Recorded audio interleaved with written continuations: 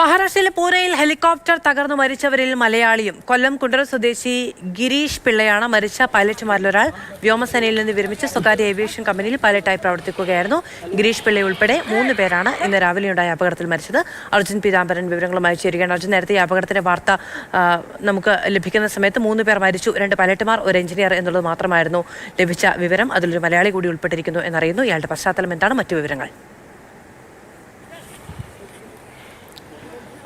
കുണ്ടറ കുഴിമതിക്കാട് സ്വദേശിയാണ് ഇദ്ദേഹം.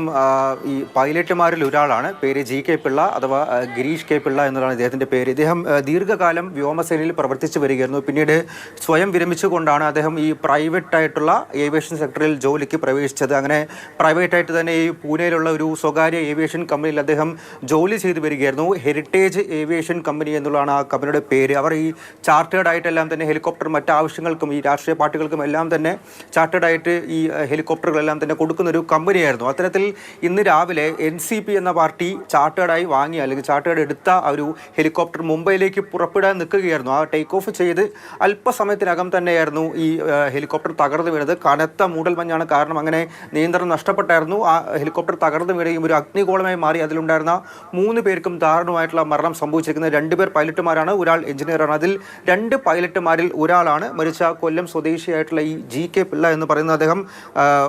അത് 5 വർഷം മുമ്പാണ് അദ്ദേഹത്തിൻ്റെ ഭാര്യ മരിക്കുന്നത്.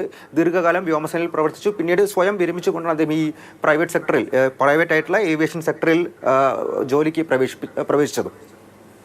അർജുൻ പീതാംബരനാണ് വിവരങ്ങൾ നൽകിയത്. പൂനെയിൽ ഹെലികോപ്റ്റർ തകർന്നുള്ള അപകടത്തിൽ മലയാളി പൈലറ്റ് മരിച്ചിരിക്കുന്നു എന്ന വിവരമാണ് ലഭിക്കുന്നത്. കൊല്ലം കുണ്ടറ സ്വദേശിയായ ഗിരീഷ് പിള്ളയാണ് മരിച്ച പൈലറ്റുമാരിൽ ഒരാൾ.